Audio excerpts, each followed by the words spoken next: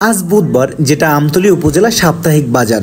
এই বাজারটি 90 দশকের একটি বাজার। তখনকার ব্যাপারীরা স্টিমার, লঞ্চ এবং ডিঙ্গি নিয়ে এই বাজারে যাতায়াত করত। বুধবার হলেই সবার মাঝে একটা আনন্দ বিরাজ করত যে আজকে আমি বাজারে যাব। এখনো সেটা দেখা যায় গ্রামের মানুষের মাঝে। বুধবার হলেই তাদের গোলার ধান, চাল, বাদাম এসব নিয়ে তারা বাজারে চলে আসে খুচরা এবং পাইকারি বিক্রি করার জন্য। আজ ছিল বুধবার একটা দারুণ মুহূর্ত, কারণ আপনারা দেখতে পাচ্ছেন যে এক কাকা বাদাম বিক্রি করতেছে এবং দারুণ একটা মুহূর্ত আমরা উপভোগ করতেছিলাম।